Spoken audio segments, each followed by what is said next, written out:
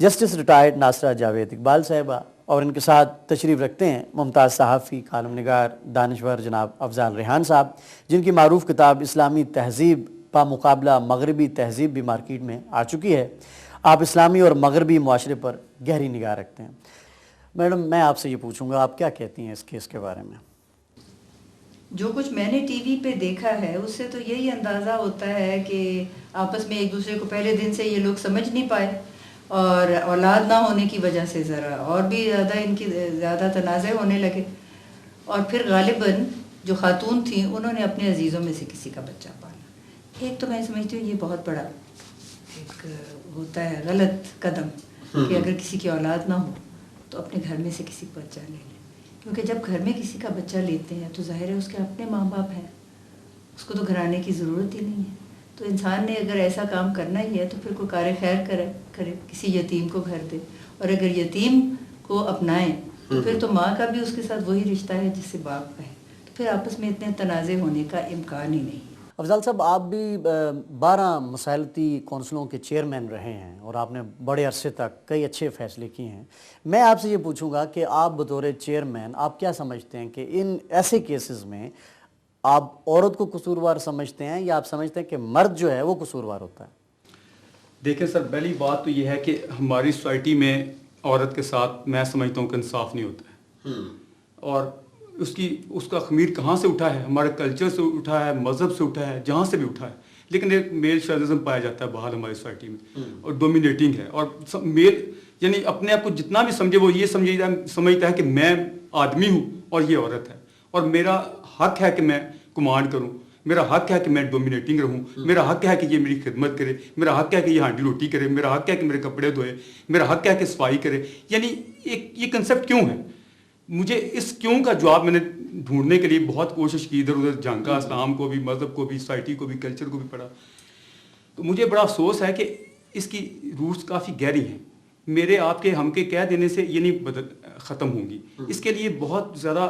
For example میں ایک چھوٹی سی بات پوچھتا ہوں۔ ہمارے سوسائٹی میں حالانکہ فیملی لاز آرڈیننس موجود ہے، بہت سی عورتوں کے لیے نعرے بھی لگے، کوششیں بھی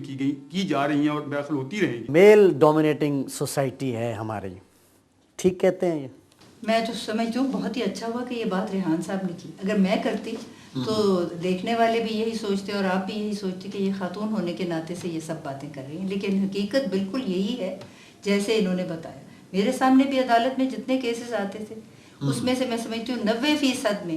عورت جو ہے اس کے ساتھ زیادتی مرد کرتا ہے، اور استحصال عورت کا تو ہمارے ہوتا ہی آیا ہے، جاگیردارانہ نظام ہے، اس کی وجہ سے بے شمار یہاں پہ عورتوں کے ساتھ زیادتیاں ہوتی ہیں۔ اور جیسے انہوں نے کہا کہ وہ غیرت کے لیے قتل، اب ہمارے گھر کے سامنے مکڈونلڈ میں پیچھے یونیورسٹی ہے، وہاں سے ایک لڑکی اپنے ہم جماعت کے ساتھ سینڈوچ کھانے دوپہر کو 1 بجے آئی، بھائی کو پتہ لگ گیا جس وقت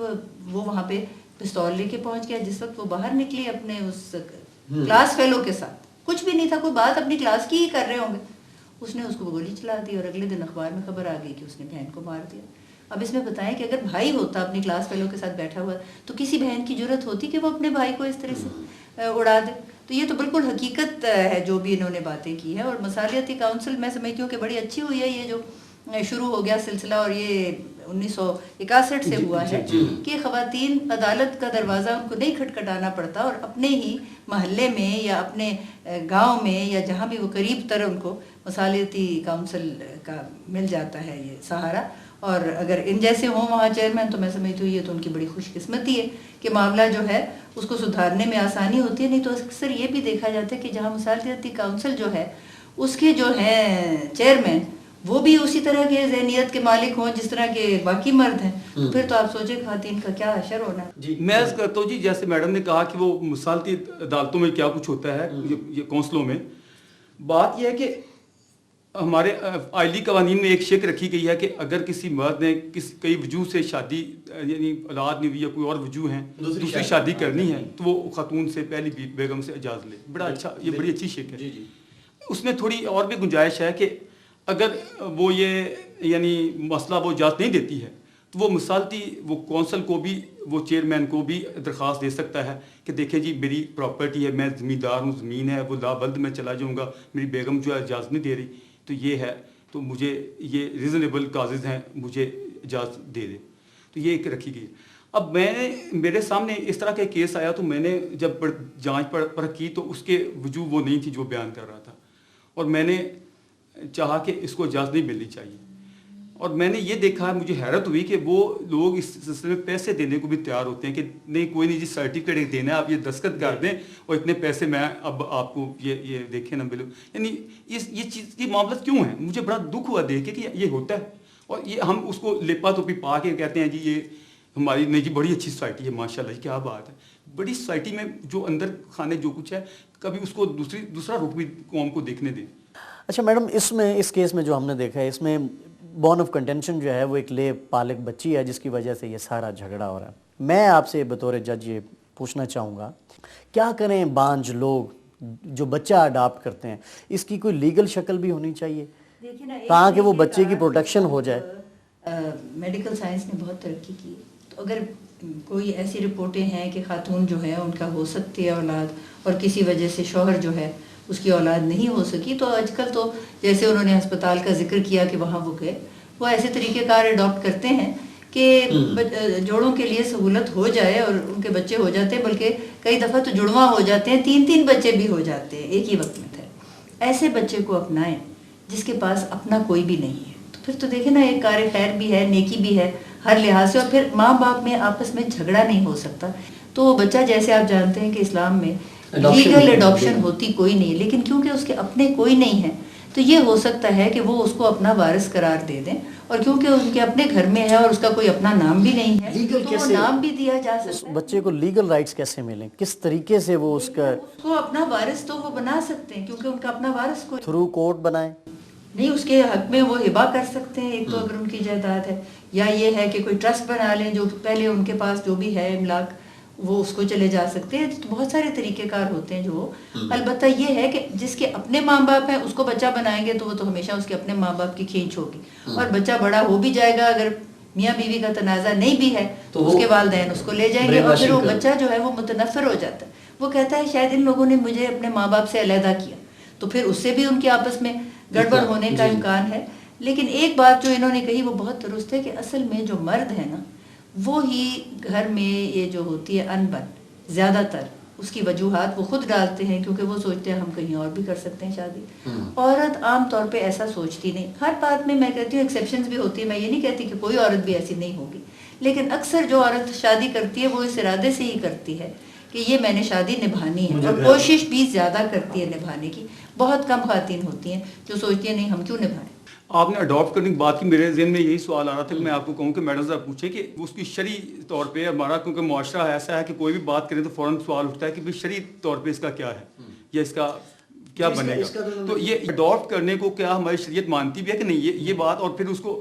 علماء کے ایک طوفان نہ کھڑا ہو جائے کہ بھئی یہ کیا باتیں کر رہے ہیں, اور پھر اس کو لیگل کل کو حیثیت دینا, یا اس کو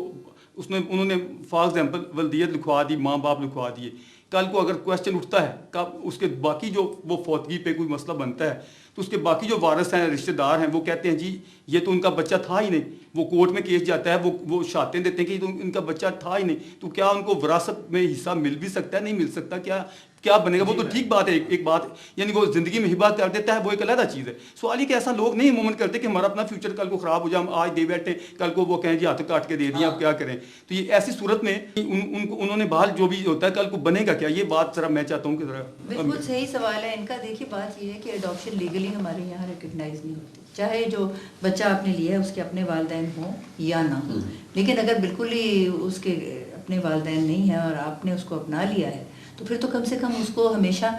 چاہت تو آپ کے ساتھ ہوگی نا, کسی اور کے ساتھ لگاؤ نہیں ہوگا. تو ایک بات تو یہ ہے کہ ہبہ اپنی زندگی میں جو آپ آسانی سے کر سکتے ہیں, جیسے انہوں نے کہا صحیح بھی ہے کہ انسان اپنے لیے ضرور کچھ نہ کچھ رکھے, کیونکہ اپنی سگی اولاد کو بھی انسان سب کچھ دے دینا زندگی میں تو وہ ایسے ہو جاتا ہے کہ ماں باپ بے دست و پا ہو جاتے ہیں. اس لیے اگر اولاد اڈاپٹیڈ ہے تو یہ تو 2 دفعہ سوچنا چاہیے کہ ایسا کرنا ہے یا نہیں کرنا, تو اتنا ہی دے جو سہولت سے دے سکے اور باقی اپنے پاس رکھیں. لیکن یہ ہے کہ اس کے حق میں وہ وصیت ضرور کر سکتے ہیں, اپنی اولاد کے حق میں وصیت نہیں ہو سکتی. مثلا اگر آپ کا ایک بیٹا ہے, 2 بیٹیاں ہیں, 2 بیٹے ہیں, 4 بیٹیاں, کچھ بھی, تو آپ یہ نہیں کر سکتے کہ اپنی اولاد ایک کے حق میں وصیت کریں اور دوسرے کے حق میں نہ کریں, کیونکہ یہ ان کے ساتھ ناانصافی ہوگی. اس لیے شرع میں اولاد کے حق میں وصیت ہو ہی نہیں سکتی, یہ آپ کر سکتے ہیں کہ ایک کو پہلے ہی آپ کچھ دے دیں تو پھر جو باقی شرعی حق ہے اس میں سب کی آپس میں وہی ہوگی تقسیم. لیکن جو آپ کا اپنا وارث نہیں، جس کو آپ نے لے پالک جیسے ہے، اس کو آپ 1/3 تک اپنے جو بھی املاک ہے وہ دے سکتے ہیں بطور وصیت. تو 1/3 تو دے دیا نا، باقی جو 2/3 ہے وہ آپ کے ورثاء کو ہی جائے گی، بشرطے کہ آپ اس کا کوئی وقف نہ بنائیں. اگر وقف بنا لیں تو یہ کہہ سکتے ہیں اس وقف میں کہ جتنی دیر ہم زندہ ہیں اس کا استعمال یا مصرف جو ہے، جو بھی املاک ہے جس کا وقف بنایا وہ ہمارا ہوگا، اور ہمارے بعد ہماری یہ جو جس کا بھی وہ نام لکھ دیں اس کا ہوگا، اور اگر وہ نہ ہوا تو یہ کار خیر میں یا خدا کے راستے میں چلا جائے گا. ایسے کئی طریقے ہو سکتے ہیں. یہ محرومی دونوں لحاظ سے دیکھیں. ایک تو اگر وہ کچھ وصیت نہیں کرتے ہیں تو اس کو کچھ نہیں ملے گا. سیکنڈ، وہ اگر وصیت کرنا بھی چاہے تو وہ 1/3 کر سکتا ہے، 2 حصے پھر بھی اس کو نہیں، وہ محروم رہے گا. تو یہ، اور تیسری میں ایک بات جو اور ہے جو ہمیں ہماری سوسائٹی کو غور اس پہ کرنا چاہیے وہ یہ ہے کہ جب کسی کو کوئی اڈاپٹ کرتا ہے تو وہ اس کو اپنا بالکل حقیقی معنوں میں بچوں کی طرح سمجھتا ہے. اس کی دیکھیں سب کچھ قانونی یا اس طرح کی رسمی باتیں نہیں ہوتی ہیں، کچھ فیلنگ، احساسات بھی کچھ چیز ہیں. تو احساسات کے لحاظ سے وہ اپنا اس کو بیٹا یا بیٹی سمجھتے ہیں، وہ بھی ان کو ماں یا باپ سمجھتا ہے. لیکن جب یہ اس طرح کی ہنڈرنس سامنے آ جائیں گی کہ یہ کل کو یہ نہیں ہو سکتا ہے، وہ نہیں ہو سکتا ہے، تو اور پھر یہ بار بار آئے گی بات کہ یہ بیٹا ہے ہی نہیں، تو اس سے جو فیلنگ کو جو ہرٹ ہونا ہے، جو تکلیف پہنچتی ہے، آپ اس کا ذرا احساس کریں. کیونکہ میں نے یہ دیکھا ہے جس نے لیا ہے بڑی محبت سے، بچے اتنے، ایک رات کا بچہ تھا تو اس کو لیا، تو اس کو بعد میں جب کس نے کہا اچھا فلاں سے لیا ہوا ہے، تو وہ کہتے ہیں جی ہمیں بڑی دکھ پہنچتا ہے اس بات سے، کیونکہ میں نے ماں بن کے اس کو اس طرح پالا ہے. تو جب لوگ آ کے یہ کہتے ہیں اچھا یہ ان کا ہے تو مجھے میں ہرٹ ہوں. تو یہ انسانی احساسات جو ہیں ان کا میرا خیال انمول ہوتا ہے. اور حیال جو ہے یہ بھی ہمارا ایک طریقہ ہے جو حنفی ہے نا، حنفیوں میں حیال جو ہے وہ ایک طریقہ کار جو ہے وہ جانا پہچانا ہے کہ اس طریقے سے آپ جو قانونی سکم ہے اس سے آپ راستہ نکال سکتے ہیں. لیکن بظاہر یہ تو بات جو ہے یہ حقیقت میں تو پھر وہ نہیں ہے نا، اور کبھی بھی اگر کھل جائے تو پھر وہ مسئلہ تو جی بالکل. یہ ہیلوں کی بات بالکل فقہ حنفی میں بھی ہیلوں کا جو ہے تو ہیلا تو یہ بڑا اچھا ہے، اس میں کوئی شک نہیں ہے. لیکن میرا خیال ہے کہ اس سے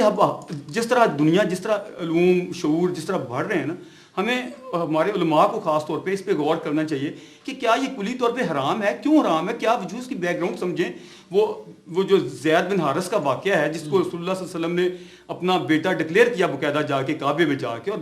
یہ کیا وجوہ تھی، وہ کیوں ہوا، یہ سارے کا سمجھ کے اس پہ ایک اتحاد ہونا چاہیے. اور میرا خیال ہے کہ اس پہ ہیومینٹی کے لحاظ سے اگر دیکھا جائے، غور کیا جائے تو اس میں کوئی